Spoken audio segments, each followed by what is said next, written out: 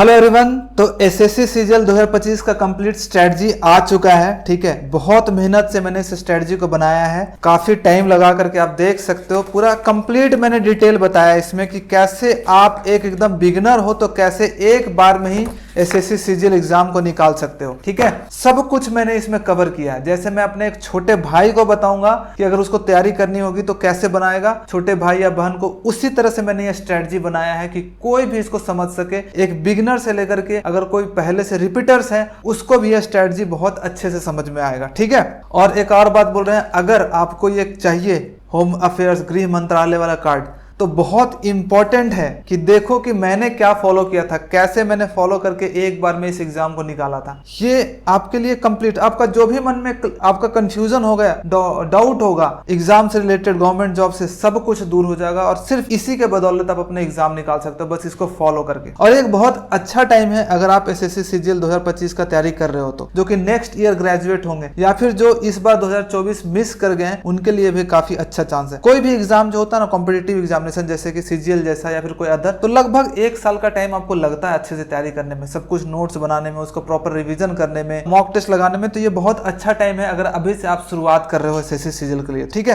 तो जीरो से हीरो तक का ये सफर आपका इसमें शुरू होगा। ठीक है, सब कुछ मैं बताऊंगा। सबसे पहले थोड़ा कुछ मैं डिटेल बता देता हूँ, बहुत सारे लोग जो कि न्यू होंगे उनको मैं बता दूं। सबसे पहले तो मैं अपने बारे में बता दूं कि मैं एसएससी सीजीएल 2 बार सेलेक्टेड हूँ, एसएससी सीपीओ भी सेलेक्टेड हूँ दिल्ली पुलिस में, और मैं अभी असिस्टेंट सेक्शन ऑफिसर के पोस्ट पे काम कर रहा हूँ एसएससी सीजीएल से ही सेलेक्ट होकर के। तो थोड़ा सा मैं डिटेल में बता देता हूं कि एसएससी सीजीएल जॉब होता क्या है। इसमें ना ग्रुप बी और ग्रुप सी जो गवर्नमेंट जॉब होता है ना, उसका बहाली होता है एसएससी सीजीएल एग्जाम से, और हर साल इसमें बहाली आती है। लगभग 10,000 वैकेंसी हर साल आती है और सेंट्रल गवर्नमेंट जॉब के लिए होता है। इसमें कौन कौन सा पोस्ट होता है, जैसे income tax inspector, excise inspector, assistant section officer, examiner, ऐसे ऐसे करके लगभग आपको 40 से 50 तरह के डिफरेंट पोस्ट होते हैं, सेंट्रल गवर्नमेंट पोस्ट होते हैं, भारत सरकार का पोस्ट होता है। सैलरी क्या होती है इसमें, जो सैलरी होती है 40,000 से लेकर के 80,000 तक होता है। रैंक पे डिपेंड करता है, आपका रैंक अगर अच्छा है तो अच्छी पोस्ट मिलेगी, आपका 80,000 इन हैंड सैलरी होगा। अगर आपका रैंक अच्छा नहीं हो तो आपको लोअर पोस्ट मिलेगा, ग्रुप सी वाले पोस्ट मिलेगा, टैक्स असिस्टेंट वगैरह, तो आपकी जो सैलरी होगी 40 से 45 इन हैंड होगी। अब इस वीडियो में क्या क्या मैं बताने वाला हूं एक बार थोड़ा सा मैं आपको बता दूं।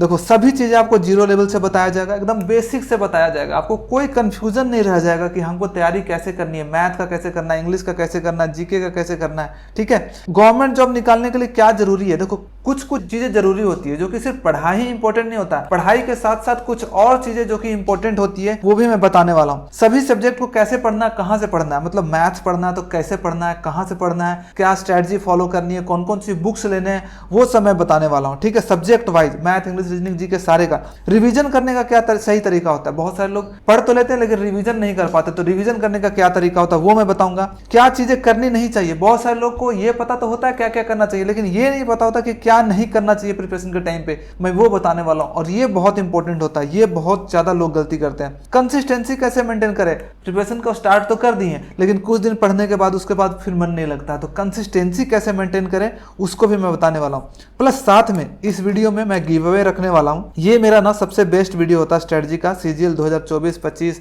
जो भी है, तो इसमें मैंने गिव अवे रखूंगा और मैं अपना जो फेवरेट बुक है, मोटिवेशनल बुक और कुछ स्टडी रिलेटेड बुक जो कि आपको दिख रहा होगा, ये आपको गिव अवे मिलने वाला है।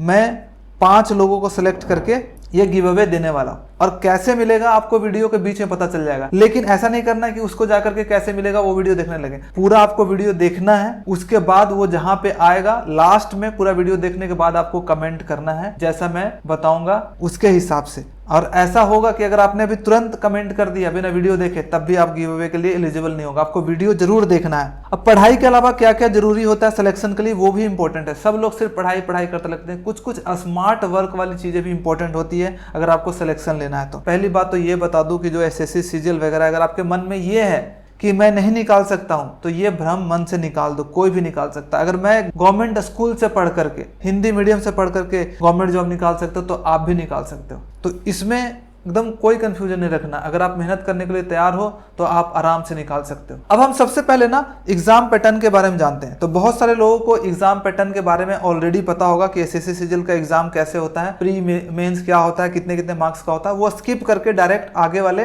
पोर्शन में जा सकते हैं। यहाँ पे टाइमर लगा दिया मैंने, स्किप करोगे तो आगे चला जाएगा। लेकिन जो नए हैं उनको मैं थोड़ा सा पैटर्न समझा देता हूँ कि क्या क्या है। देखो, जो एग्जाम जो उसका होता है कंप्यूटर बेस्ड एग्जाम होता है। कंप्यूटर पे आपका एग्जाम होगा, मल्टीपल चॉइस क्वेश्चंस होते हैं इसमें, ठीक है। टिक मारना होता है आपको सिर्फ आंसर, और ईयरली एक बार में एग्जाम होता है इसका। 2 शिफ्ट में एग्जाम होता है। पहला शिफ्ट नहीं, मतलब 2 बार में एग्जाम होता है। प्रीलिम्स होता है और मेंस होता है। पहले प्रीलिम्स का एग्जाम होगा, इसका रिजल्ट निकलेगा, फिर मेंस का एग्जाम होता है। प्री का एग्जाम जो होता है क्वालिफाइंग होता है। क्वालिफाइंग का मतलब इसका मार्क्स नहीं जुड़ता है, सिर्फ इसको में पास करना होता है। इसको पास कर जाओगे फिर मेंस का एग्जाम दोगे, मेंस का ही मार्क्स से आपका जो मेरिट है वो बनता है। प्री में क्या क्या होता है, लेकिन प्री को पास करना भी इंपॉर्टेंट है। प्री में ही कंपटीशन बहुत ज्यादा होता है। देखो, प्री में होता है 1 घंटे का पेपर होता है। मैथ, इंग्लिश, रीजनिंग और जीके आते हैं 4 सब्जेक्ट। 25 क्वेश्चन सबका होता है। 100 क्वेश्चन होते हैं। 200 मार्क्स का पेपर होता है। सही करोगे तो +2 मार्क्स मिलते हैं और गलत करने पे -0.5 मार्क्स आपको इसमें मिलता है। 1 घंटे का टाइम होता है। 1 घंटे में 100 क्वेश्चन सॉल्व करना होता है। इसमें जो कट ऑफ जाता है जनरली 140-145 के आसपास जाता है, लेकिन आपको जो टारगेट रखना है प्री एग्जाम का 160 रखना। और जो मैं स्ट्रेटजी बता रहा हूँ ना, प्री और मेंस दोनों के लिए वैलिड है, लेकिन जो ज्यादा मैं फोकस करूंगा प्री एग्जाम पे फोकस करूंगा। जब प्री एग्जाम हो जाएगा तो फिर मेंस का स्ट्रेटजी मैं एक थोड़ा सा डिफरेंट लाऊंगा, ठीक है। लेकिन इसमें क्या है ना कि शुरुआत करने के लिए, प्री को क्वालिफाई करने के लिए और बाकी सिलेबस कंप्लीट करने के लिए कैसे करना वो मैं बताने वाला हूँ। अब जब इसका कट ऑफ निकल जाएगा, कट ऑफ पास कर लोगे आप ना, तो फिर मेंस का पेपर होता है। 3 महीने का टाइम आपको गैप मिलता है, तो इसको तैयारी करने के लिए भी आपको टाइम मिल जाता है। इसका क्या एग्जाम पैटर्न होता है, इसमें ना 1 घंटे और 15 मिनट का, 2 घंटे 15 मिनट का पेपर होता है। अब मैं बता देता हूँ कैसे। पहला 1 घंटा जो पेपर आएगा उसमें मैथ और रीजनिंग होता है। 1 घंटे में दोनों 30 क्वेश्चन होते हैं। 3 मार्क्स का क्वेश्चन होता है। 180 मार्क्स, नेगेटिव करने पे -1 जाता है। और फिर 1 घंटे, फिर पहला 1 घंटा खत्म हो जाएगा तो दूसरा 1 घंटा जब ओपन होगा तो इंग्लिश और जीके आपका सेक्शन ओपन हो जाएगा कंप्यूटर पे, और 45 क्वेश्चन इंग्लिश करेंगे और 25 क्वेश्चन जीके करंट अफेयर्स करेंगे। ये भी एमसीक्यू होता है। इसमें भी मल्टीपल चॉइस क्वेश्चन होता है। 4 में से एक ऑप्शन आपको चूज करने होते हैं। इसमें भी 3 मार्क्स का सारा होता है, 210 मार्क्स का। दोनों को मिलाओगे तो 390 मार्क्स का पेपर होता है, और इसी पे आपका कट ऑफ बनता है, इसी पे आपका मेरिट बनता है, इसी से आपका रैंक बनता है। आपका जो टारगेट होना चाहिए वो हमेशा 340 होना चाहिए। अगर ओबीसी, ईडब्ल्यूएस और जनरल कैटेगरी से हो। एसटी एससी कैटेगरी तो आप इसको 320 तक ले जा सकते हो। 2 घंटे होगा, फिर 15 मिनट खुलेगा। 15 मिनट में आपको 20 क्वेश्चन कंप्यूटर का खुलेगा, एमसीक्यू क्वेश्चन 60 मार्क्स का होगा। लेकिन इसमें सिर्फ पास करना होता है। अगर आप 60 में से 20 से 25 मार्क्स ले आ जाते हो तो आप पास हो जाते हो कंप्यूटर में। इसका मार्क्स नहीं जुड़ता है। मार्क्स जो आता है 390 में से ही आपका फाइनल मेरिट लिस्ट बनता है। उसके बाद एक और चीज होता है यहाँ पे, क्या होता है, वो होता है आपका, ये खत्म हो जाएगा 2 घंटे 15 मिनट। उसके बाद 2 घंटे का ब्रेक मिलकर के कंप्यूटर स्टार्ट होता है। कंप्यूटर टाइपिंग का टेस्ट होता है आपका। कंप्यूटर टाइपिंग टेस्ट 15 मिनट होगा। 30 वर्ड पर मिनट आपका स्पीड होना चाहिए। और कुछ ना पोस्ट होते हैं जिसमें कि स्टैटिस्टिक पेपर होता है। 2-3 पोस्ट ऐसे होते हैं जिसमें स्टैटिक्स जो वो लोग चूज करते हैं। तो अगले दिन फिर 100 क्वेश्चन का पेपर होता है, 200 मार्क्स का,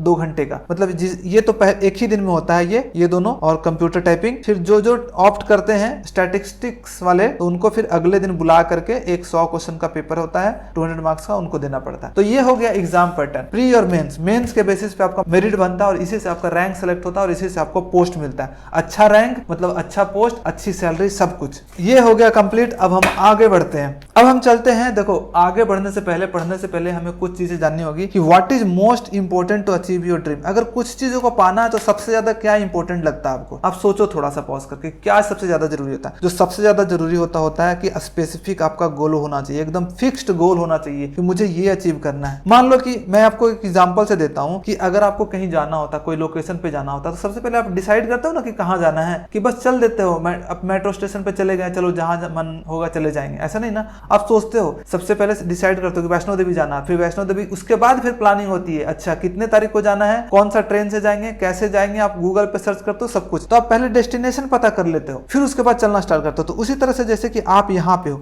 आपको आपको कुछ नहीं पता है, आपको बहुत सारे डायरेक्शन आपके ऑप्शन में है, बहुत सारे, लेकिन जब आप फिक्स कर लेते हो ना कि मुझे एसएससी सीजीएल एग्जाम निकालना है, तब आपको पता चल जाता है कि अच्छा एक ब्लर सा रास्ता आपको पता चलेगा कि ये वाला रास्ते से जाना पड़ेगा। नहीं तो आप क्या, इधर आप बैंकिंग वाला रास्ता है, इधर रेलवे वाला रास्ता है, इधर बिजनेस वाला रास्ता है, बहुत सारे रास्ते आपके पास हैं अवेलेबल, लेकिन जब आप गोल सेलेक्ट कर लेते हो तब उस रास्ते की तरफ आप आगे बढ़ना शुरू कर देते हो। रास्ते में भी बहुत सारे आपको डिस्ट्रैक्शंस मिलेंगे, कभी पार्टी वाला, कभी बिजनेस वाला आइडिया है, कभी बैंक एग्जाम दे दे, लेकिन अगर आप ये सब में भटकोगे तो आप अपने एक्चुअल जो रास्ते से दूर हो जाओगे। और रास्ता इजी नहीं होता, इसमें कटीले रास्ते होते हैं थोड़ा सा, जैसे जैसे नजदीक जाते जाओगे जो होता है ना, डिफिकल्टी लेवल बढ़ते जाता है। लेकिन सबसे पहले आपको वही काम करना होता है कि आपको अपना एक गोल डिसाइड करना होता है। एंड आई होप कि आप सभी लोगों ने डिसाइड कर लिया कि मुझे एसएससी सीजीएल 2025 का एग्जाम को फोड़ना है और निकालना है। फिक्स कर लिया। अब हम आपको गोल सेट करना सिखाते हैं। सिर्फ 2025 सेट कर लोगे तो वैसा कोई फायदा नहीं है। गोल असली कैसे सेट होता है कि आपने एग्जाम तो सेट कर लिया, ठीक है, कि एसएससी सीजीएल 2025 या फिर कोई अदर एग्जाम जो आपका है वो सेट करना, आपने सेट कर लिया। उसके बाद आपको फेवरेट पोस्ट डालना है। ये वाला मैं पीडीएफ ना अपने टेलीग्राम ग्रुप पे डाल दूंगा, ठीक है। टेलीग्राम ग्रुप का लिंक आपको मिल जाएगा, गोल्डन एसओ सर्च करोगे तो मिल जाएगा। ये पूरा पीडीएफ मैं वहां पे डाल दूंगा। फेवरेट पोस्ट आपका कौन सा है, फेवरेट पोस्ट आपको इसमें डालना है। मुझे इनकम टैक्स इंस्पेक्टर बनना है तो यहाँ लिख देना इनकम टैक्स इंस्पेक्टर। किसी को एक्साइज इंस्पेक्टर बनना होगा तो एक्साइज इंस्पेक्टर लिखना है, तो लिख देना है यहाँ पे, ठीक है। जैसे मैं लिख देता हूँ income tax inspector, income tax inspector. आपको एक पेज लेना और इसी तरह से बनाना है, एग्जाम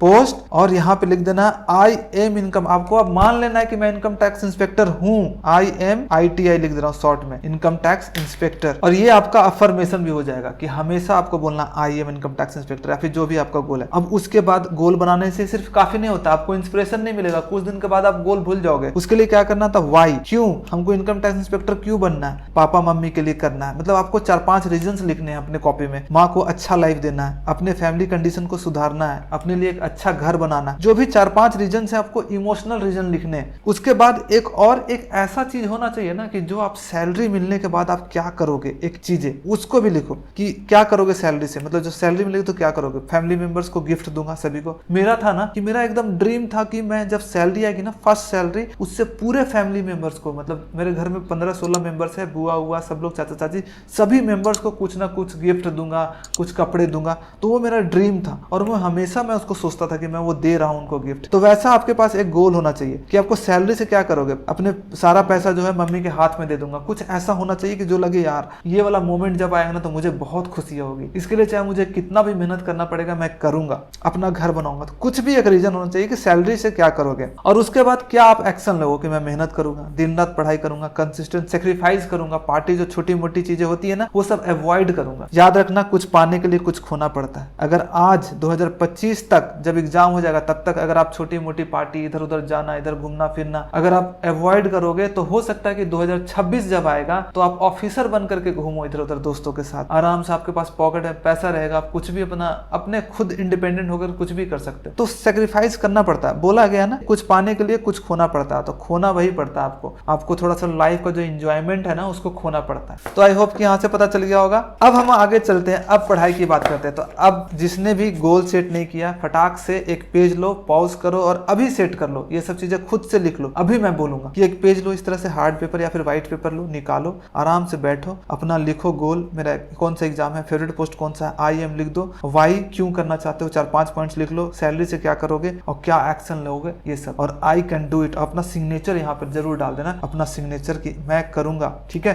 अब हम चलते हैं आगे। अब हमको क्या एक्शन लेना क्या है भाई। अब हमने गोल डिसाइड कर लिया तो अब हम एक्शन क्या लेना है। देखो प्रोसेस जो है ना एग्जाम निकालने का प्रोसेस एकदम सिंपल है। सबसे पहले आपको क्या करना होता है, सिलेबस को, पहला स्टेप क्या करना पड़ता है कि आपको सिलेबस कंप्लीट करना पड़ता है। अगर कुछ ही चीज को पढ़ रहे हो तो उसका सिलेबस कंप्लीट करना पड़ेगा ना। सबसे पहला सिलेबस कंप्लीट करना पड़ता है। दूसरा काम क्या करना पड़ता है, आपको रिवीजन एंड प्रैक्टिस करना पड़ता है। प्रीवियस ईयर क्वेश्चंस को प्रैक्टिस करना पड़ता है, जो आप सिलेबस कंप्लीट कर रहे हो उसी को रिवाइज करना पड़ता है। और तीसरा काम क्या करना पड़ता है, आपको मॉक टेस्ट लगाने होते हैं। मॉक टेस्ट मतलब जैसा एग्जाम में आप देने वाले हो वैसा प्रैक्टिस बहुत बार करना है। और इन सब को जब मिलाओगे तीनों को अच्छे से कॉम्बिनेशन, तो आपको सक्सेस मिलेगा। और यही 3 स्टेप में आगे आपको समझाने वाला हूं कि कैसे आपको सिलेबस कंप्लीट करना है, कैसे आपको रिवीजन करना है, कैसे आपको प्रैक्टिस करना है, कहां से मॉक टेस्ट लगाने हैं, कैसे लगाने हैं, सब कुछ मैं बताने वाला हूं 1 बाय 1। तो अब हम चलते हैं सबसे पहले मैथ्स, एक एक करके। अब हमारा स्टार्ट हो गया सब्जेक्ट। तो मैथ सब्जेक्ट को क्या करना है, मैथ्स को कैसे तैयारी करनी है। मान लो आप बिगनर हो तो क्या करोगे। जो हम स्कूल में मैथ्स पढ़ते थे ना और यहाँ का मैथ ना काफी डिफरेंट है, ये अलग है एकदम। तो यहाँ पे हमें ट्रिक सीखना पड़ेगा। एक्स मान करके बनाएंगे और जो नॉर्मल मेथड, लंबा मेथड से बनाएंगे तो यहाँ पे पे कर नहीं पाओगे। हमें क्या कितना क्वेश्चन सॉल्व करना है, 100 क्वेश्चन 60 मिनट में सॉल्व करना है। तो आपका स्पीड देख रहे हो कितना होना चाहिए, लगभग 40 सेकंड में एक क्वेश्चन बनने चाहिए। 40 सेकंड अगर सोचोगे तो तुरंत पार हो जाता है। उसके लिए आपका स्पीड होना चाहिए कि क्वेश्चन देखे और आंसर में बनने लगे। अब मैथ्स को कंप्लीट कैसे करना, सबसे पहले अगर आप नए हो तो प्रिपेयर नोट्स कॉपी बनाना है। एक सिलेबस इसका होता है, सिलेबस आराम से आप डाउनलोड कर लेना। सिलेबस नहीं तो मैं अपने टेलीग्राम पे डाल दूंगा, जो नोटिफिकेशन है इसका सिलेबस में मैथ्स में क्या क्या है मैं पूरा डाल दूंगा। एक 75 डेज का मैंने बनाया भी है प्लान, उसमें मैंने सारा डाल दिया कि क्या क्या चैप्टर है, या फिर मैं इसका नोटिफिकेशन अपने टेलीग्राम गोल्डन एसओ पे डाल दूंगा, वहां से सिलेबस जरूर देख लेना। और सिलेबस ऐसे पता चल जाएगा। आपको अपना नोट्स कॉपी बनाना, प्रिपेयर करना धीरे धीरे करके, और टीचर से सीखना है सारे चैप्टर्स को कि कैसे सॉल्व होते हैं इसके क्वेश्चन, टाइम एंड वर्क के कैसे सॉल्व होते हैं, रेशियो प्रोपोर्शन का कैसे होता है, परसेंटेज कैसे होता है, मेंसुरेशन कैसे जल्दी बनता है। तो ये आपको सीखना पड़ेगा और बार बार रिवाइज करना पड़ेगा। अब कहां से कर सकते हो, तो फ्रॉम एनी टीचर। आपने अगर आपने कोई कोर्स ले रखा तो वहीं से कर सकते हो, लेकिन अपना नोट्स कॉपी जरूर बनाना। जो नोट्स कॉपी लड़के नहीं बनाते ना, समझो कि कुछ नहीं कर रहे हैं, वो लड़ाई तो करना चाहते हैं एक युद्ध के मैदान में, लेकिन अपना अस्त्र तैयार नहीं कर रहे। नोट्स कॉपी आपके लिए क्या होता है, वेपन होता है, वेपन जिससे कि आप लड़ाई करते हो लास्ट में। तो उसको जरूर तैयार करना नोट्स कॉपी। टाइम लगेगा लेकिन आपको लास्ट में लगेगा यार क्या अच्छी चीज है, मेरे पास सारा चीज नोट्स कॉपी है, सारे चैप्टर्स हैं, कुछ भी पलट के देख लो तुरंत समझ में आ जाता है। कोचिंग ले सकते हो, कोई टीचर जो अच्छा लगता है उसका ले सकते हो, आपको जो अच्छा लगता है, या फिर यूट्यूब पे फ्री भी पढ़ सकते हो बहुत सारा। इवन कोचिंग सेंटर है भूतेश सर का यूट्यूब पे, आप यहाँ से पढ़ सकते हो। उनको बहुत सारे चैप्टर पढ़ाए हुए फ्री में, सर्च करोगे even coaching centre percentage, even coaching centre time and work, तो सब आपको मिल जाएगा। आप यहाँ से कर सकते हो। काफी अच्छे टीचर है, मैं भी अपने टाइम पे इनसे पढ़ता था, यूट्यूब से ही पढ़ता था, लेकिन काफी हेल्प हुआ है। प्रीवियस ईयर क्वेश्चन वगैरह बहुत अच्छे से एक्सप्लेन करते हैं, एकदम बेसिक से। यहाँ से कर सकते हो। और उसके बाद अब क्या करना है, जैसे एक एक चैप्टर आपने कंप्लीट करते गए ना, उसको सबसे पहले तो रिवाइज करना है, और रिवाइज करके आपको चैप्टर वाइज आपको पीवाईक्यू क्वेश्चंस करते रहने हैं। पीवाईक्यू क्वेश्चन करना बहुत इंपॉर्टेंट है। तो समझ गए कि आपको कहाँ से नोट्स बनाना है, कोई भी टीचर हो आप वहां से बना सकते हो। बहुत सारे टीचर आपको यूट्यूब पे मिल जाएंगे, ऑनलाइन लेना हो या फिर ऑफलाइन। अच्छा, बहुत सारे लोगों का डाउट ये भी होता है कि ऑनलाइन क्लासेस लेना चाहिए कि ऑफलाइन लेना चाहिए। अगर आप देख रहे हो कि देखो मुखर्जी नगर में आप लोग सिचुएशन सुने रहे होंगे, कैसा आ रहा है, बाढ़ आ रहा है, ये आ रहा है, वो आ रहा है, इससे अच्छा आपको क्या करना है कि आपको ऑनलाइन ही क्लासेस लेनी है चुपचाप, और घर से ही बैठ करके आपको सेफली पढ़ना है। आप घर से भी पढ़ सकते हो अगर आपको में डेडिकेशन है तो। लाइब्रेरी ज्वाइन कर लो, अगर घर में पढ़ाई नहीं है तो आसपास लाइब्रेरी ज्वाइन कर सकते हो। और लेकिन जिसको आके पढ़ना, जिसका घर नजदीक है, जो अफोर्ड कर सकता है, तो ऑफलाइन कोचिंग भी ले सकता है। लेकिन ऑफलाइन कोचिंग में वही बोलूंगा कि सबका कंबाइंड लोगे तो ज्यादा बेटर है, कि मैथ, इंग्लिश, रीजनिंग, जीके एक ही जगह पे पढ़ाया जा रहा है। फिक्स टाइमिंग है कि 9 से 12 पढ़ाया जाता है, और उसमें सब कुछ सब सब्जेक्ट को कवर किया जाता है, वो ज्यादा अच्छा रहेगा। तुम एक मैथ्स का इससे लोगे, इंग्लिश का इससे लोगे, रीजनिंग का इससे लोगे, जीके का इससे लोगे, टाइम अलग अलग होगा, तो दिन भर कोचिंग में ही फंसा रह जाएगा टाइम। तो सबसे अच्छा है कि किसी एक अच्छा कोचिंग का एक साथ बैच ले लो, जिसमें कि सब अच्छे टीचर हो, मतलब डिसेंट वाले टीचर हो और अच्छे से पढ़ाया। तो आपको ये करना है, आप कहीं से भी डिसाइड कर सकते हो। मैंने ऐसे आपको रिकमेंडेशन कर दिया है, यूट्यूब से यहाँ पढ़ सकते हो, यूट्यूब से और भी टीचर्स हैं, सर्च करोगे तो आपको मिल जाएगा। एक पवन सर है मैथ्स के लिए, उनका भी पूरा फ्री वीडियो बनाया हुआ, वहां से पढ़ सकते हो। उसके बाद आपको क्या करना है, प्रीवियस ईयर बुक्स को प्रैक्टिस करना है, प्रीवियस ईयर क्वेश्चंस बनाने हैं, लास्ट 5 ईयर्स के क्वेश्चन बनाने हैं। और इसके लिए मैं रिकमेंड करूंगा ना कि आप जो चैप्टर वाइज, जो टाइप वाइज किरण पब्लिकेशन का जो बुक आता है, आप वहां से कर सकते हो। मतलब हर चैप्टर परसेंटेज पढ़े तो उसका परसेंटेज का पूरा क्वेश्चन जो 5 साल में आया हुआ है क्वेश्चन मिल जाएगा आपको, और टाइप वाइज अलग अलग करके मिल जाएगा। आप वहां से सॉल्व करो, कम से कम 150-200 क्वेश्चन हर चैप्टर में आपको जरूर सॉल्व करने प्रीवियस ईयर क्वेश्चन, और उन्हीं क्वेश्चन को बार बार रिपीट करना। लोग क्या करते हैं, अलग अलग टाइप के क्वेश्चन अलग अलग बुक लेते हैं। नहीं, एक ही बुक आपके लिए प्रैक्टिस के लिए काफी है। इसी को आपको 3-4 बार आपको करना, हाईलाइट करके। अब मैं चलता हूँ रिवीजन। अब रिवीजन बहुत इंपॉर्टेंट है। बहुत सारे लोग करते हैं कि जैसे कि आप टीचर ले लिए, पढ़ लिए, मान लो सर भूतेश सर से ही पढ़ना स्टार्ट किया, आपने परसेंटेज पढ़ना स्टार्ट किया, परसेंटेज पढ़ा, आप जिस दिन आपने क्लास किया ना उसी दिन सबसे पहले आपको रिवीजन करना है। ठीक है, लिखा हुआ revise your notes at least 10-20 times. आपका जो नोट्स कॉपी होता है ना, उसको 10-20 बार आपको रिवाइज कर लेना है। आपको लगेगा पॉसिबल नहीं है, लेकिन हो जाएगा। हमेशा रिवाइज करना। देखो मेरा तरीका क्या होता था ना, आज मैंने परसेंटेज चैप्टर पढ़ा तो आज ही शाम को मैंने आधे घंटे दे करके उसको समझ लिया कि क्या क्या मैंने पढ़ा था। अगले दिन क्लास जाने से पहले मैं फिर से एक बार देख लेता था कि हाँ क्या क्या कल पढ़ाया हुआ, फिर 3 दिन के बाद उसको फिर से देखता था, फिर 7 दिन के बाद फिर से देखता था, 14 दिन के बाद फिर से देखता था, फिर 1 महीने के बाद फिर से देखता था। ऐसे करके एक ही चीज को मैंने कम से कम 10-15 बार देख लेता था, तो इससे याद हो जाता था चीजें। और यही काम लोग नहीं करते और आगे बढ़ते जाते हैं। आगे बढ़ने से कोई फायदा नहीं होगा, आपको मल्टीपल टाइम रिविजन करते रहना होगा। जब तक आपका सिलेबस कंप्लीट हो ना, तब तक आपको मेक श्योर करना है कि आपका 10-20 बार ऑलरेडी रिवाइज हो चुका है। तो इंपॉर्टेंट है, बहुत ज्यादा इंपॉर्टेंट इंपॉर्टेंट है कि आपको ऐसे करना है, मतलब ऐसे आपको अपने हिसाब से बनाना पड़ेगा। एक चैप्टर पढ़ा, उसका रिवीजन किया, आगे बढ़ा, फिर जब अगले चैप्टर में चले गए तब फिर क्या करना, उसी में से किसी दिन टाइम अगर आपको मिल गया, किसी दिन ब्रेक ले लो एक दिन और पीछे वाला चैप्टर को थोड़ा सा तेजी से रिवाइज कर लो। चलो आज 2 घंटा दे देते हैं और इस चैप्टर को देख लेते हैं, कि अपने नोट्स कॉपी को देख लो और गैप दिया करो तुरंत। जैसे मान लो परसेंटेज चैप्टर पढ़ दिया तो 4-5 दिन का गैप देकर के उसको प्रैक्टिस करो, रिवीजन करो, फिर नेक्स्ट चैप्टर में जाओ। ये नहीं कि परसेंटेज खत्म हुआ आज और अगले दिन से नया चैप्टर स्टार्ट कर दिए, वैसा मत करो। अभी आपके पास टाइम है, गैप दो। गैप में क्या कर लो कि आप प्रीवियस ईयर क्वेश्चन भी प्रैक्टिस कर लो यहाँ से और साथ साथ में रिवीजन भी कर लो। नेक्स्ट चैप्टर में गए, फिर नेक्स्ट चैप्टर जब कर रहे हैं, बीच में थोड़ा किसी दिन टाइम मिला तो थोड़ा सा पीछे वाला क्वेश्चन देख लिए और उसको भी रिवाइज कर रहे हैं। ऐसे करके आगे बढ़ते जाओ, ठीक है। और मैं ऐसा ही करता था, मैं ऐसा नहीं था कि लास्ट में रिवीजन करूंगा, वो बहुत गलत तरीका है। प्लस साथ में मैथ्स में और क्या इंपॉर्टेंट है, कैलकुलेशन प्रैक्टिस बहुत इंपॉर्टेंट। बहुत लोग इग्नोर करते हैं, लेकिन कैलकुलेशन आपका लाइफ इजी कर देगा। आपका जो क्वेश्चन में टाइम 50 सेकंड लगेगा ना, 10 सेकंड हर क्वेश्चन में बता देगा। अगर 20 क्वेश्चन में 200 सेकंड, आपको 2-3 क्वेश्चन का फायदा कैलकुलेशन करवा देता है। तो कैलकुलेशन प्रैक्टिस हर दिन हाफ एन आवर अभी से कर सकते हो। एक कैलकुलेशन का सर्च करोगे ना, एसएससी कैलकुलेशन, तो आपको मिल जाएगा भी यूट्यूब पे वीडियोस। रामो सर का एक कैलकुलेशन है, रामो सर कैलकुलेशन सर्च करोगे ना तो आपको कैलकुलेशन का वीडियो मिल जाएगा, पूरा प्लेलिस्ट 20-25 का। उनसे कर लो, एक नोट्स बना करके अच्छे से 4-5 बार रिवाइज कर लो। टेबल याद रखना, ट्राई करना कि 25 तक से लेकर या फिर 30 तक आपका टेबल एकदम याद है अच्छे से। स्क्वायर याद करना, आपको 50 तक स्क्वायर आपको याद करना, क्यूब आपको 30 तक, कम से कम तो 20 तक याद रहना चाहिए। 30 तक ज्यादा हो गया, 20 तक लेकिन आपको याद रहना चाहिए। 50 तक का स्क्वायर याद होना चाहिए। और फॉर्मूला का कॉपी भी एक बनना चाहिए। फॉर्मूला का कॉपी मतलब छोटा छोटा फॉर्मूला, जो भी इंपॉर्टेंट फॉर्मूलाज है, इंपॉर्टेंट कॉपी, इंपॉर्टेंट चीजें है, उस फॉर्मूला की कॉपी में लिख लेनी है। मैथ्स के फॉर्मूला में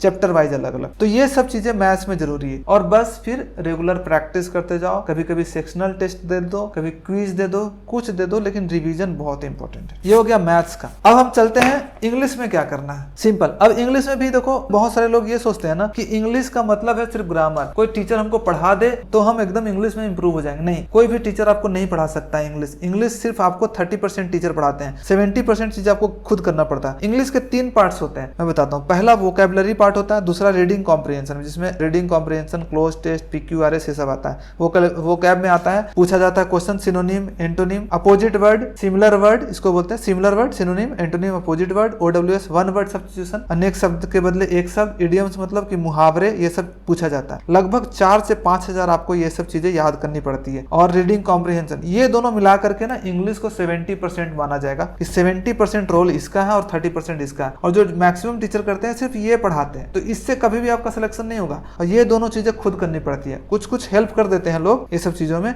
लेकिन करने का खुद से है। अब इंग्लिश में इंप्रूव करना है तो आपको क्या करना पड़ेगा, 3 पार्ट में है ना, तो 3 घंटे का टाइम हर दिन फिक्स कर दो, ठीक है। मेरा टाइम था 3 घंटे का फिक्स, हर दिन मैं 3 घंटे पढ़ता था। अब कैसे पढ़ता था, उसमें 1 घंटे का जो टाइम जाता था ना, वोकैब्स याद करने में जाता था। जो प्रीवियस ईयर का वोकैब्स आया हुआ है, कोई भी एक बुक ले लिया, जैसे कि मैंने उस टाइम पे नीतू मैडम को जो बुक थी उसका पीछे वोकैब्स था, वहीं से मैंने याद किया था, करना शुरू किया था। वोकैबुलरी ए से लेकर के स्टार्ट किया था। सिनोनिम, एंटोनिम्स याद नहीं करता था मैं, वर्ड्स याद करता था और उसकी मीनिंग याद करता था। अगर हमको वर्ड्स पता है और उसका मीनिंग पता तो उसका उल्टा भी तो पता ही होगा, तो मैं वर्ड्स याद करने की कोशिश करता था। तो ये मेरा 1 घंटे का काम था कि 1 घंटा मैं ये करता था। 1 घंटे में क्या करता था, रीडिंग डालता था। मेरा इंग्लिश बहुत वीक था, तो मैंने क्या किया ना, NCERT का 6 क्लास का जो स्टोरी बुक्स होता है ना, जो स्कूल CBSE स्कूल में पढ़ाता, तो 6 क्लास का स्टोरी बुक्स पढ़ना स्टार्ट किया। और वहीं पे अच्छे से जो वर्ड मीनिंग नहीं आता था वहीं पे लिख लेता था। और ऐसे करके धीरे धीरे करके सारे 6 क्लास का खत्म किया 1 महीने में, फिर 7 क्लास का, फिर 8 क्लास का, ऐसे करके धीरे धीरे करके इंप्रूव किया अपना वर्ड मीनिंग को बहुत अच्छे से। और कैसे मैं इसको डिटेल में मैंने एक वीडियो बनाया कि कैसे पढ़ना है, इंग्लिश रीडिंग कैसे डालनी है NCERT। इसका वीडियो आपको लिंक डिस्क्रिप्शन में मिल जाएगा, इसका फोटो यहाँ पे दिख रहा होगा, वो जरूर एक बार वीडियो देखना है। अगर आपका इंग्लिश वीक है तो कैसे हमको NCERT का बुक पढ़ के कैसे हम इंग्लिश इंप्रूव कर सकते हैं, तो ये किया। अब उसके बाद जब थोड़ा इंप्रूव हो गया, 2-3 क्लास का पढ़ लिए, तब फिर मैं पैसेज बनाना स्टार्ट किया। पैसेज जो प्रीवियस ईयर के होते थे बुक्स, किरण पब्लिकेशन की बुक या फिर कोई भी नीतू मैडम की बुक, उससे बनाना शुरू करता था। क्लोज टेस्ट सॉल्व करना शुरू किया, PQRS करना शुरू किया। थोड़ा मोड़ा जब यहाँ का लेवल बन गया तो एडिटोरियल जो है हिंदू का, द हिंदू का आपको मिल जाते हैं, इधर उधर मिल जाएंगे, टेलीग्राम पे मिल जाएंगे, वहां से मैंने करना शुरू कर दिया। और उसके बाद जो 1 घंटे का टाइम होता था ना, उसमें मैं ग्रामर करता था। जो टीचर से मैं पढ़ता था उस टाइम पे, अमन वसीठ सर से मैं पढ़ता था, तो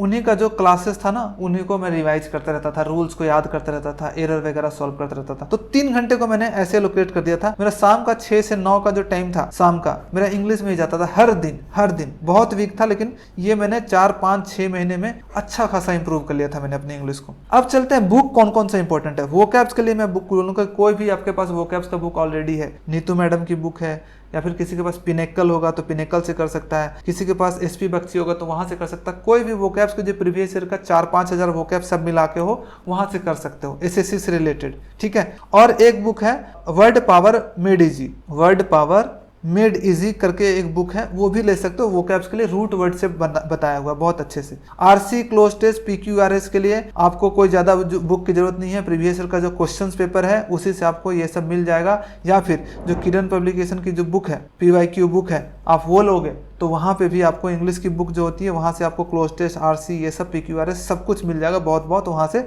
आप आराम से सॉल्व कर सकते हो। ये सब इजीली अवेलेबल होता है, गूगल पे सर्च करोगे तब भी मिल जाएगा आपको, ठीक है। और ग्रामर के लिए वही मैं बोलूँगा कि नीतू मैडम की जो बुक है ना, नीतू मैडम की बुक, उसी से आप कर सकते हो, या फिर कोई अदर बुक्स है तो वो है वॉल्यूम 1, वहीं से आप कर सकते हो प्रैक्टिस। 200 क्वेश्चन, 300 जो क्वेश्चन होते हैं वहां से, और वो कैप्स भी वहीं से कर सकते हो, तो हो जाएगा। तो बस इतना ही बुक्स की जरूरत होती है। अब हम चलते हैं कि बहुत सारे लोग बोलेंगे सर मैं बैच नहीं ले सकता, फ्री में यूट्यूब पे वीडियो बताइए ना, कहाँ से करो। तो इसके लिए मैं फ्री में बताता हूँ। एक तरुण ग्रोवर करके इंग्लिश प्लेलिस्ट सर्च करोगे, तरुण ग्रोवर इंग्लिश प्लेलिस्ट सर्च करोगे तो 40-50 वीडियोज का प्लेलिस्ट है, उसको कंप्लीट कर दोगे मतलब तुम्हारा ये ग्रामर का पोर्शन कंप्लीट हो गया, ठीक है।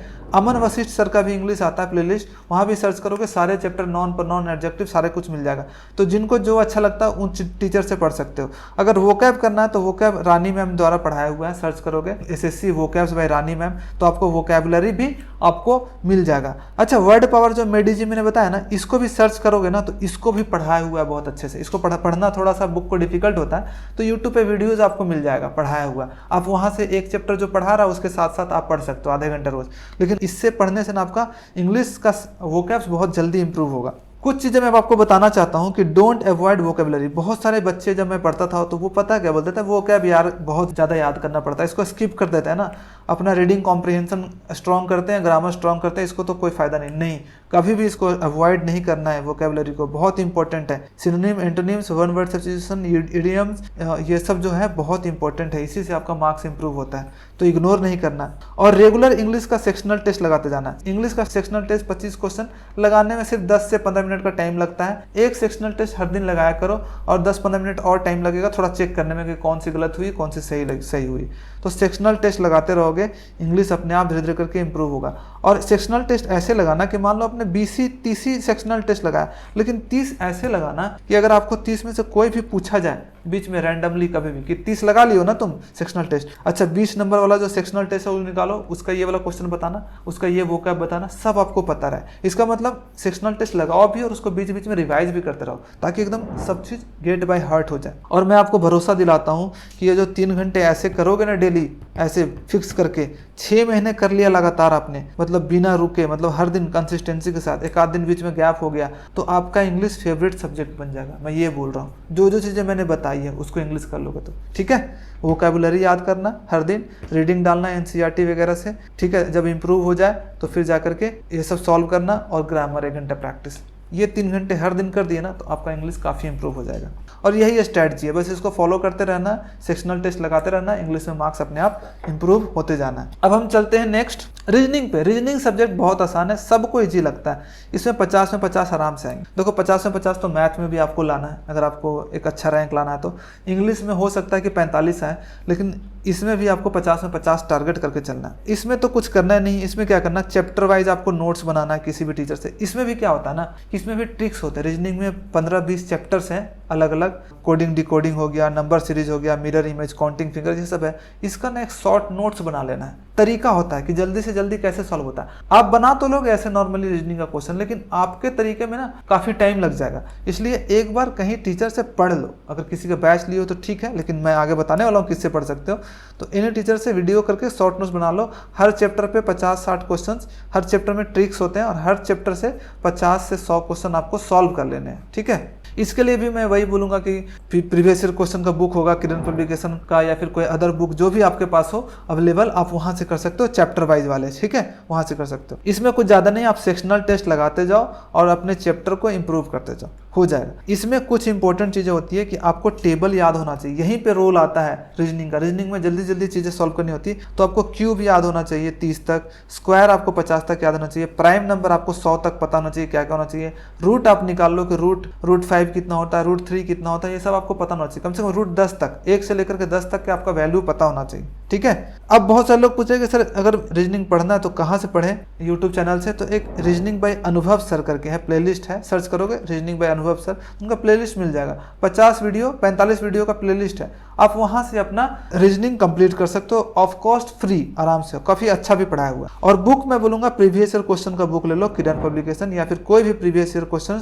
TCS पैटर्न का लास्ट 5 ईयर का जो क्वेश्चन होता है वो बुक ले लो, उससे कर सकते हो, ठीक है, आराम से। कोई भी बुक हो जो प्रीवियस ईयर से बेस्ट हो। और रेगुलर रीजनिंग का सेक्शनल टेस्ट लगाते जाने, और जो क्वेश्चन नहीं बनते हैं बस उसको देखते रहना, उसका सोल्यूशन कैसे बनेगा, इंप्रूव करते रहना, बस हो जाएगा। तो ये हो गया रीजनिंग का। रीजनिंग में आई होप कि समझ गए होगे क्या करना है, ठीक है।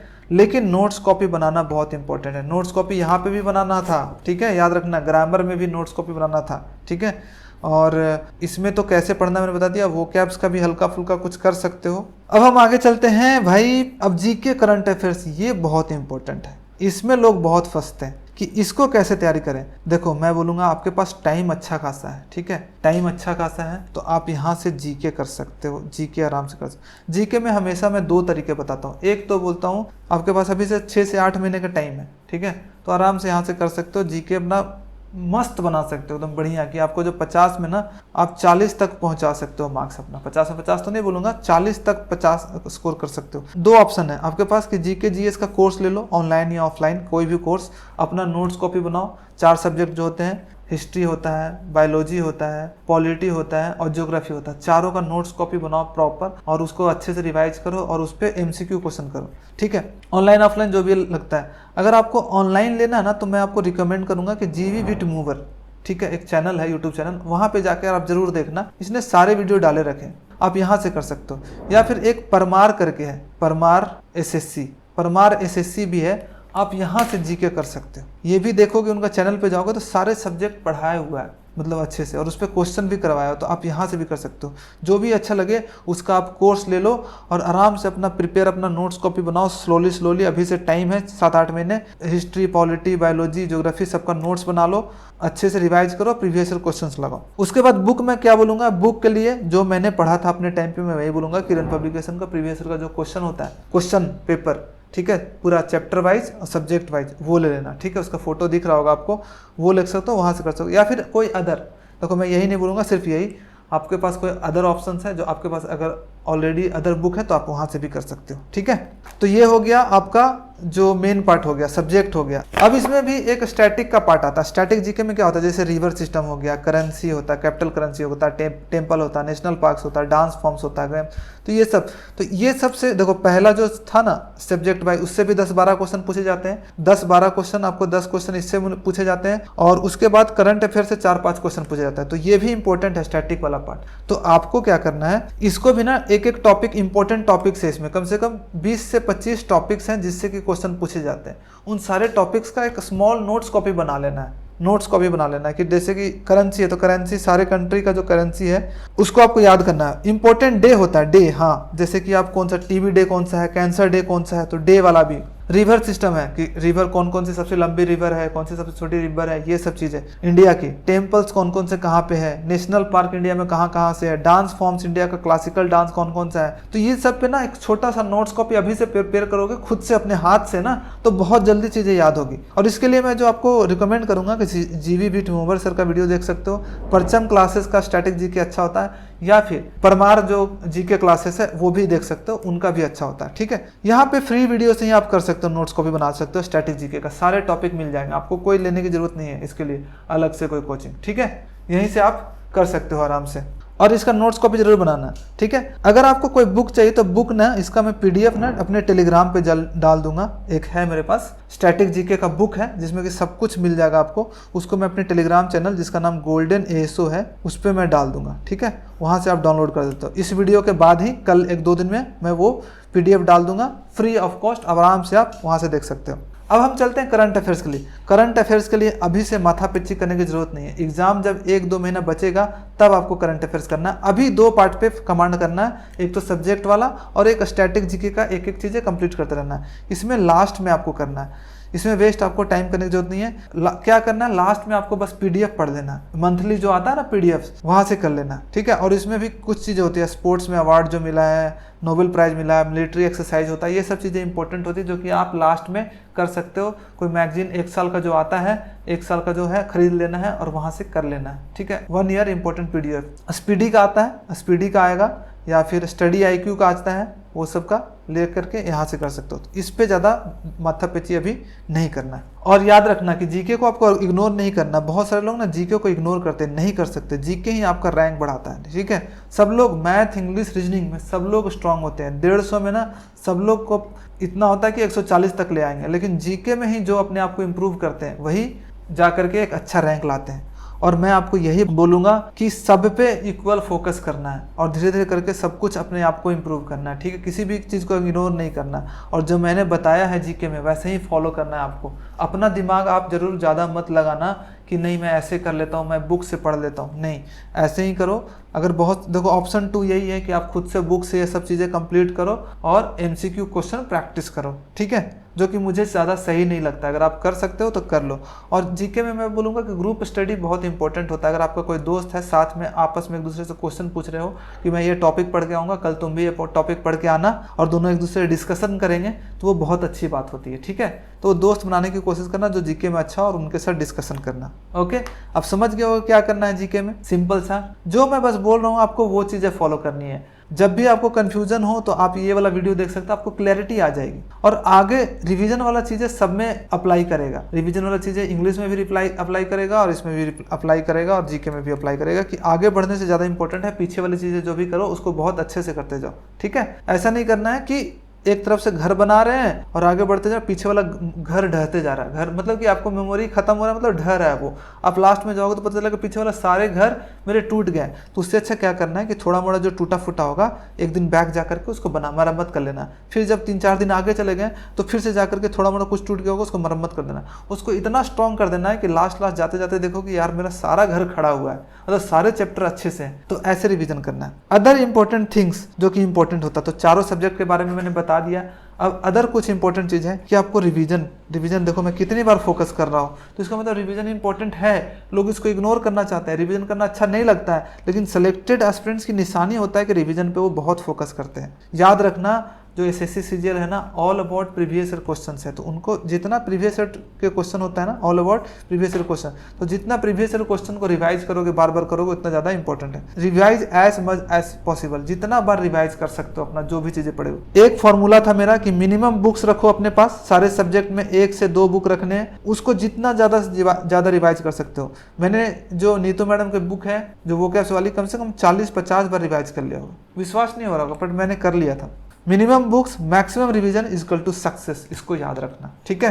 तो अदर इंपॉर्टेंट चीज में तो ये था, सबसे पहला तो था कि रिवीजन करना है। उसके बाद क्या इंपॉर्टेंट है? उसके बाद जो इंपॉर्टेंट है वो है मॉक टेस्ट, ठीक है।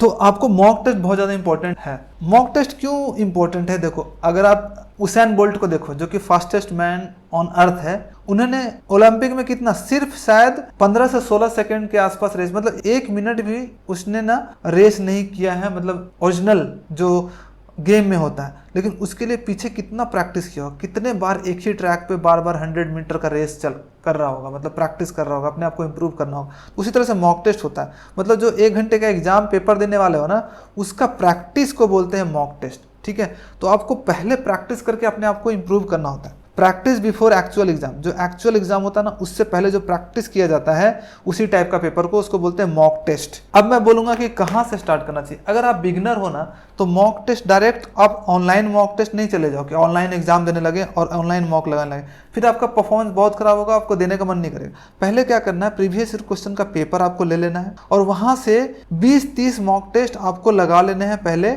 बुक से। जो बुक होता है ना, वहां से लगाने। प्रीवियस ईयर का जो बुक आएगा, क्रेयन पब्लिकेशन या फिर कोई अदर बुक्स, जो कि प्रीवियस ईयर का पेपर होगा जो टोटल, वहां से आपको लगाने हैं पहले बुक से। और 1 घंटे का टाइमर मत रखना, 1 घंटे का टाइमर आपको नहीं लगाना। आप स्टार्ट जब कर रहे हो ना, तो सोचना कि मुझे टाइमर नहीं लगाना, मुझे 100 क्वेश्चन पढ़ने हैं, जिसके लिए जितना टाइम लग जाए, ठीक है। और जब आप 20-30 मॉक टेस्ट लगा के थोड़ा सा समझ जाओ कि क्या पैटर्न होता है, क्या चीज़ें, कैसे क्वेश्चन होता है, तब जाकर के आपको ऑनलाइन में स्विच करना है। और कहाँ से कर सकते हो? ऑनलाइन में जाना है तो आप टेक्स्ट बुक मॉक टेस्ट, जो textbook.com है, वहाँ का मॉक टेस्ट लगा सकते हो, ठीक है। ये मतलब सबसे अच्छा पुराना है, मेरे टाइम से है और काफ़ी अच्छा इसका एनालिसिस वगैरह है, तो आप यहाँ से मॉक टेस्ट लगा सकते हो, ठीक है। अगर आपको परचेस करना है तो आप टॉपर कूपन कोड यूज करके परचेस कर सकते हो, आपको कुछ डिस्काउंट भी मिल जाएगा, ठीक है। टॉपर कूपन कोड यूज करना है और यहाँ से मॉक टेस्ट लगा सकते हो, लेकिन स्टार्टिंग में आप यहाँ से लगा सकते हो। और टेक्स्ट बुक में सिर्फ आपको प्रीवियस ईयर का ही मॉक नहीं मिलेगा, normal mock, live mock, sectional mock test मिल जाता है। सेक्शनल मैथ का अलग, रीजनिंग का अलग, जीके का अलग, चैप्टर वाइज टेस्ट आपको वो सब भी मिल जाएगा और इसका एनालिसिस काफ़ी अच्छा होता है, तो यहाँ से आप लगा सकते हो। अब एक क्वेश्चन और अराइज होता है कि सर कितने मॉक टेस्ट और कब से लगाने चाहिए? देखो, मॉक टेस्ट आपको ना स्टार्टिंग से ही लगाना शुरू कर दो। बहुत सारे लोग बोलेंगे कि स्टार्टिंग से कैसे मॉक टेस्ट लगाएंगे, कुछ क्वेश्चन तो आएगा ही नहीं, लेकिन लगाओ, वीक में एक लगाओ। सैटरडे संडे को ना बैठ जाओ, ये जो प्रीवियस ईयर का बुक है वो लो, एक सेट निकालो और बैठ जाओ बनाने के लिए। मैथ का निकालो, मैथ में जितने क्वेश्चन बन रहे बनाओ, नहीं बन रहा नहीं बनाओ। इंग्लिश में जितने क्वेश्चन बन रहे बनाओ, मतलब जितने क्वेश्चन अटेम्प्ट होते हैं उतने करने हैं। लेकिन इससे क्या होगा ना, जब आप मॉक लगाओगे तो आपको क्वेश्चन का पैटर्न पता चलेगा, अरे इस टाइप के क्वेश्चन आते हैं, अच्छा मैथ में ऐसा ऐसा क्वेश्चन होता है। क्वेश्चन पढ़ो सिर्फ, आपको कुछ आइडिया लगेगा।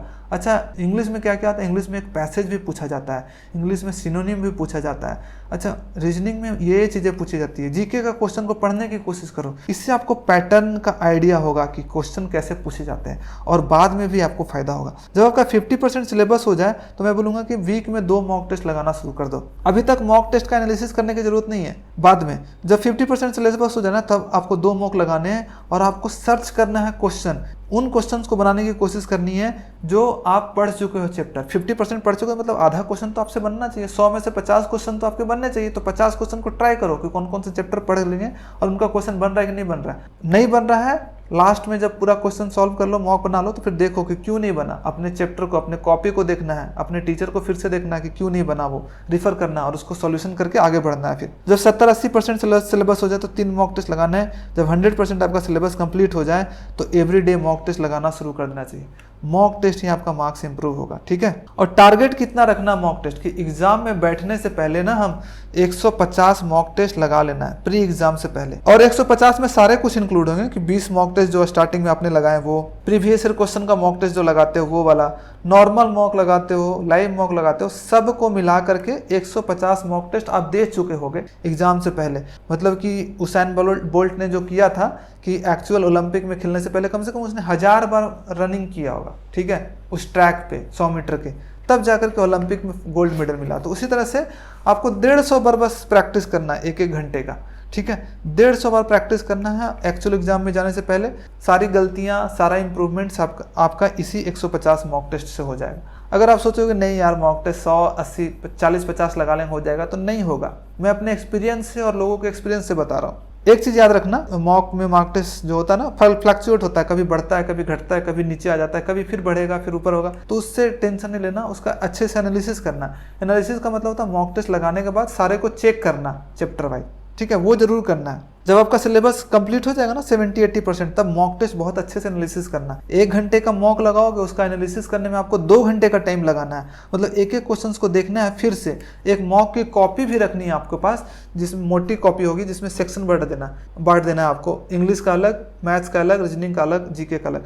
जो मैथ्स के क्वेश्चन नहीं बन रहे हो, जो डिफिकल्ट है, उसको लिख लेना है, ठीक है, कि ये क्वेश्चन विद सॉल्यूशन। ऐसे करके 10-15 मॉक टेस्ट लगाओगे तो 10-15 मॉक टेस्ट का सारे क्वेश्चन जो आपको नहीं बने होंगे उस कॉपी में आ जाएगी। अब क्या करना है, एक मोटी कॉपी बन जाएगी, उसको रिवाइज करते रहना है। तो ऐसे एनालिसिस होता है। और देखना ये भी कि क्या क्या मैंने सिली मिस्टेक किया है, कहाँ इंप्रूव कर सकते हैं। एनालिसिस के लिए मैं बोलूँगा कि एक और आपको डायरी रखनी है, जिसमें हर मॉक टेस्ट में आपको ट्रैक करना है अपने मार्क्स को।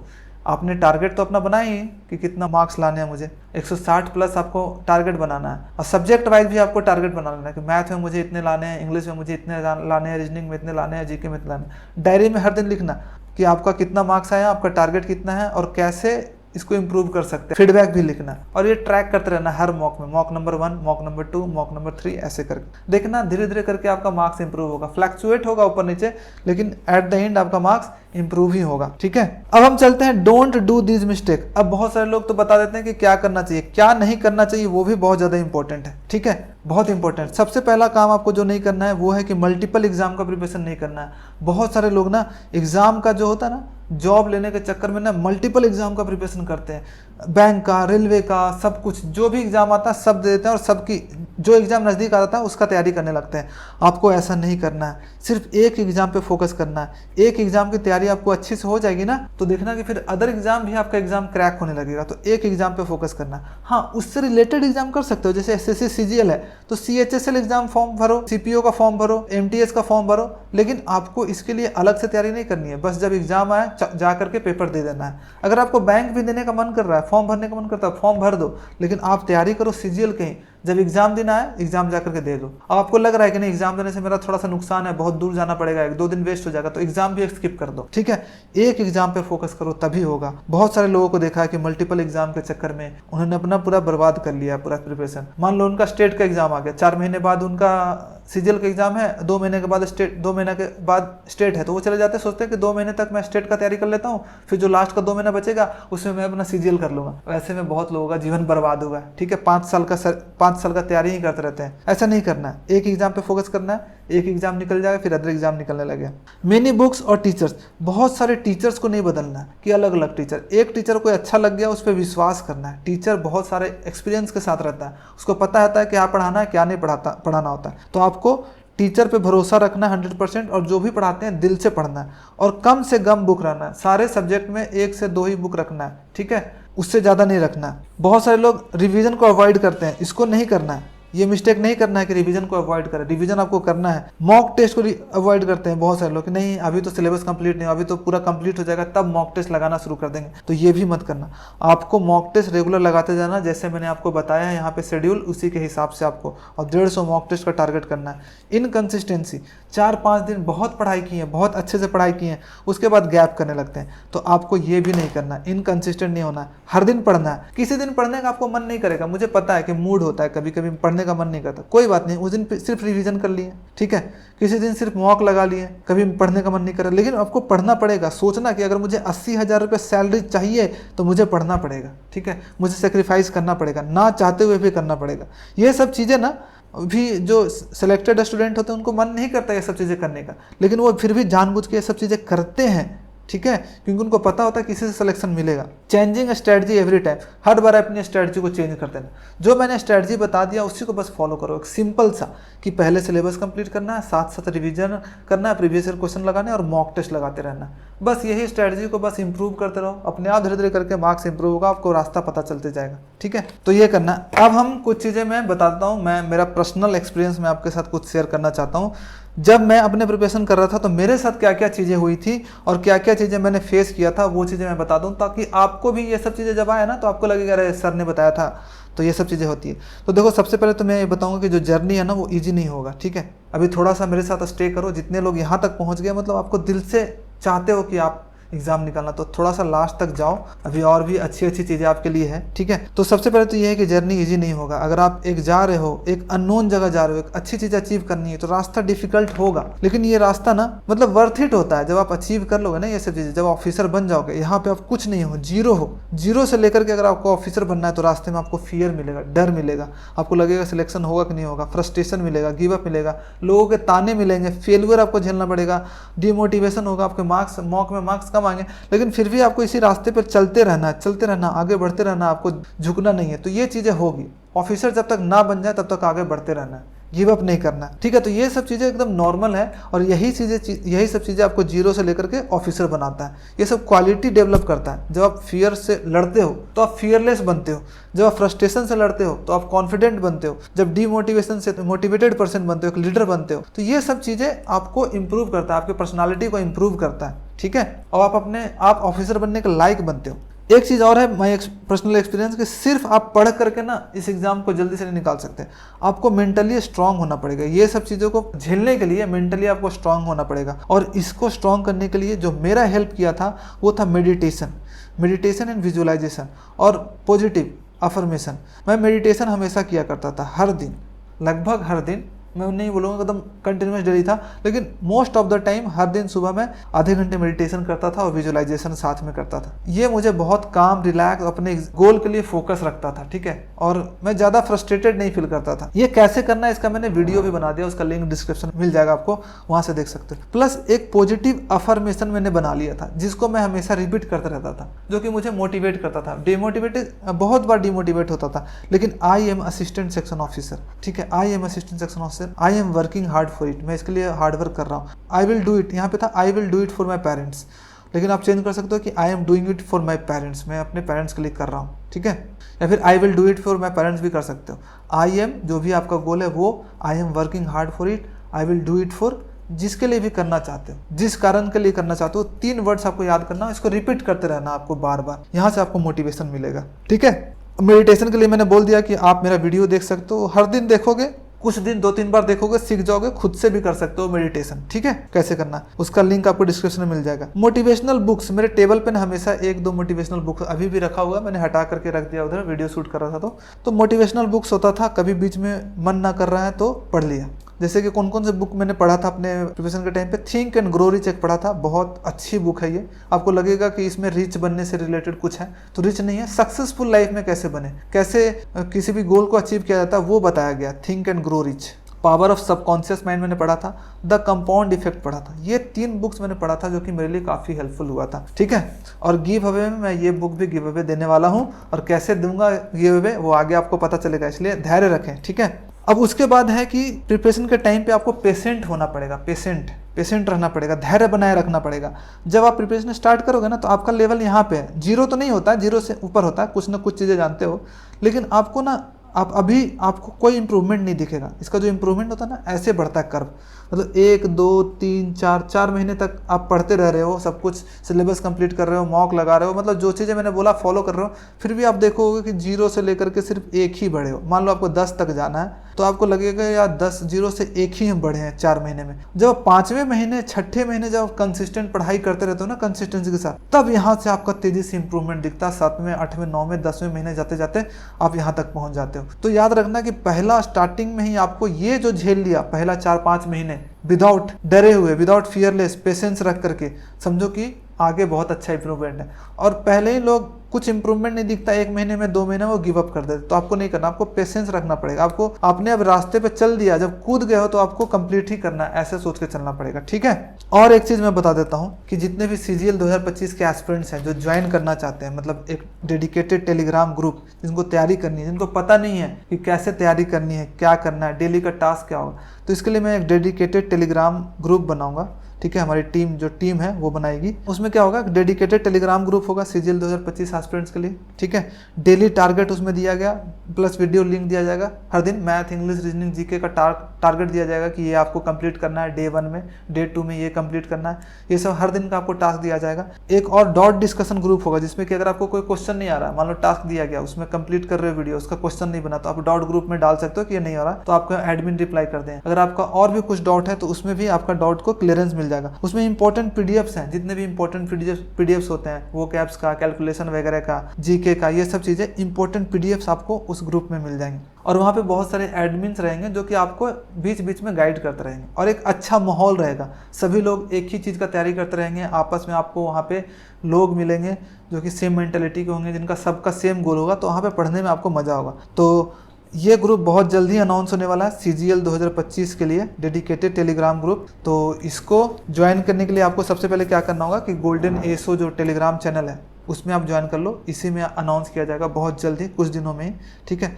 Golden SO Telegram channel search करोगे टेलीग्राम पे आपको मिल जाएगा गोल्डन एसओ, या फिर इसका जो लिंक है डिस्क्रिप्शन में मैं डाल दूंगा, आप वहाँ से कर सकते हो, लिंक ज्वाइन कर सकते हो। फिर वहीं पे आपको एक्टिव रहना वहाँ पे। और देखो इस ग्रुप में ना बाकी नोटिफिकेशन, कुछ मोटिवेशनल चीज़ें, इंपॉर्टेंट वीडियोस, इंपॉर्टेंट पीडीएफ, सब कुछ डालते रहता हूँ। तो ये एक CGL की तैयारी कर रहे हो, SSC की तैयारी कर रहे हो, तो ये बहुत इंपॉर्टेंट ग्रुप आपके लिए, ठीक है। इसको जरूर ज्वाइन करना। और अभी चल रहा है एक वोकैब चैलेंज चल रहा है, 45 डेज का वोकैब चैलेंज मैंने स्टार्ट किया है, जो कि इंपॉर्टेंट हर दिन 50 वोकैब दिया जाता है, उसको कंप्लीट करना होता है। तो ये जो CGL ग्रुप है 25 के लिए, वो बहुत जल्द स्टार्ट होने वाला है। थोड़ा सा आपको पेशेंस रखना है। अब हम चलते हैं, वीडियो के अंत में हम पहुंच गए हैं। अब बुक गिव अवे का मैंने बताया था स्टार्टिंग में, तो बुक गिव अवे मैं दूंगा। इसमें क्या दूंगा, मैं अपने मोटिवेशनल बुक जो कि मैंने think and grow rich, power of subconscious mind और ये जो बताया मैं 5 लोगों को देने वाला हूँ, plus previous year question book जो किरण पब्लिकेशन की जो बुक है उसको दूंगा 5 बुक। ठीक है, तो इस गिव अवे के लिए क्या करना है, आपको कुछ चीज़ें करना पड़ेगा। देखो काफ़ी मैंने मेहनत से, आपको दिख भी रहा होगा कि कितना मेहनत से मैंने सारी चीज़ें बनाई है, तो उसके लिए आपको कुछ करना भी पड़ेगा। सबसे पहले तो आपको लाइक कर देना है इस वीडियो को, सब्सक्राइब कर देना है इस चैनल को। मैं देखूंगा सेटिंग्स में जो सब्सक्राइब्ड रहेगा जो चैनल और जो लाइक किया रहेगा उसी को मिलेगा। ठीक है, और साथ में इसको शेयर करना है आपको एक पर्सन के साथ, किसी भी एक पर्सन के साथ आपको शेयर करना है, व्हाट्सएप पे या फिर टेलीग्राम पे, किसी के साथ आपको इस वीडियो को शेयर करना है। आपका कोई अगर रिलेटिव है, कोई भाई बहन है जो तैयारी करने वाला है, उसके साथ ये शेयर करना है। ठीक है, और कमेंट बॉक्स में आपको लिखना, सबसे पहले तो आपको नाम लिख देना, जैसे कि गोल्डन या फिर जैसे हरीश है, हरीश फ्रॉम जहाँ से भी आप, पटना फ्राय जो भी है, हरीश फ्रॉम ये। और उसके बाद लिखना आपका जो गोल है, आई वॉन्ट टू बिकम, क्या बनना चाहते हो। ठीक है, आप क्या बनना चाहते हो, या फिर आई एम लिखना है, या फिर लिखना आई एम, आपका जो भी गोल है उसको लिखना है, I am income tax inspector. और उसके बाद वो बताना है कि क्यों आप बनना चाहते हो, आपको लिखना है। और व्हाट विल यू डू, जब वो बन जाओगे तो आप क्या करोगे, आपको कमेंट बॉक्स में लिखना है। ठीक है, ये आपको सबसे पहले नाम, लोकेशन, हरीश फ्रॉम, मान लो कि पटना है तो Harish from Patna, I am income tax inspector, या फिर I am ASO in CSS। और उसके बाद वाई का लिखना, वाई का आंसर लिखना कि वाई में क्यों बनना चाहते हो, अपने पापा मम्मी के लिए या फिर कुछ भी क्यों बनना चाहते हो। और व्हाट विल यू डू, जब आप बन जाओगे तो आप क्या करोगे। ठीक है, और इसका जो रिजल्ट है टेलीग्राम ग्रुप जो कि गोल्डन ASO मैंने जो बताया है उसी पे अनाउंस करूंगा, तो उसको ज्वाइन कर लेना। और 5K लाइक्स के बाद, जैसे ही 5K लाइक्स हो जाएंगे इसमें कंप्लीट इस वीडियो में, उसका रिजल्ट अनाउंस कर दिया जाएगा। ठीक है, तो ये है गिव अवे। अब फीडबैक भी आपको देना है, आप दे सकते हो फीडबैक भी, कैसा आपको ये वीडियो लगे। ये हो गया, और मैं आपको लास्ट में यही बताना चाहूँगा कि यू कैन डू इट। आप ऐसा कभी भी मत सोचना, अगर आप किसी भी बैकग्राउंड से हो, मेरे फैमिली में किसी का गवर्नमेंट जॉब नहीं था, दूर दूर तक किसी का नहीं था, फिर भी मैंने गवर्नमेंट जॉब लिया, तो अगर आपके भी फैमिली में नहीं तो ऐसा मत सोचना कि नहीं कर सकता हूँ, आप कर सकते हो, आप में वो कैपेबिलिटी है। बस आपको हिम्मत दिखाना होगा कि मुझे ये अचीव करना है और उसके लिए जी जान लगा देना होगा। ठीक है, हो सकता है, आप कर सकते हो। और अपने गोल पे फोकस करना है और अपने आप को धीरे धीरे करके इम्प्रूव करते रहना है, और अपने आप को लास्ट तक गिव अप नहीं करना है। लास्ट डे, जो एग्जाम का लास्ट डे होगा ना, उस दिन तक फाइट करना और आपका सिलेक्शन जरूर होगा। बहुत सारे लोग तो हार मानने का रीजन क्या होता है ना, आधे रास्ते में वो गिव अप कर देते हैं या फिर दूसरा ऑप्शन देख लेते हैं, वो नहीं करना। लास्ट तक जिसने फाइट कर लिया उसका जरूर होगा, उसकी जीत जरूर होगी। ठीक है, और साथ में मैं ये बोलूँगा कि इस जर्नी में मैं भी आपके साथ हूँ, रेगुलर वीडियो बनाता रहूँगा, कुछ ना कुछ टिप्स देता रहूँगा, मॉक टेस्ट कैसे लगाने हैं, मॉक टेस्ट में मार्क्स कैसे इंप्रूव करने, बहुत सारे वीडियोस आएंगे, मोटिवेट करता रहूँगा। तो इस जर्नी में सिर्फ आप अकेले नहीं हूँ, मैं भी साथ में चलूँगा। पर मैंने साथ में ये भी बोल दिया है कि टेलीग्राम ग्रुप जो डेडिकेटेड है CGL 2025 का, वो ज्वाइन कर सकते हो। 1 साल का मस्त उसमें टेलीग्राम चलेगा, उसमें आराम से सभी लोग मिलकर के तैयारी कर सकते हैं। ठीक है, और बस इतना ही, मैं बोलते बोलते थक गया हूँ, लगातार मैं बोल रहा हूँ। तो अगर आपको ये वीडियो अच्छा लगा ना तो प्लीज़ इसको लाइक करो, सब्सक्राइब करो, और एक पर्सन के साथ ज़रूर शेयर करना अगर आपको सच में ये अच्छा लगा, सच में अगर मेरा एफर्ट आपको पसंद आया, सच में अगर आपको ये वीडियो तो CGL 2025 का अच्छा लगा है, तो प्लीज़ एक शेयर, लाइक एंड सब्सक्राइब तो बनता है। ठीक है, ताकि मुझे भी मोटिवेशन मिले, मैं भी आपके लिए ऐसे ही मेहनत करता रहूँगा। ये जो इसका PDF है मैं टेलीग्राम ग्रुप में डाल दूंगा, वहाँ से आप ज्वाइन कर सकते हो। और सभी लोग मैं बोलूँगा कि गोल्डन ASO जो टेलीग्राम चैनल है उस पर जरूर ज्वाइन करें। ठीक है, और यू कैन डू इट। अगर आपका 25 गोल है तो 25 CGL 25 आप जरूर क्रैक करोगे। ठीक है, thank you so much for watching this video. जल्दी मिलते हैं एक नए वीडियो के साथ और नए मोटिवेशन के साथ। Bye bye.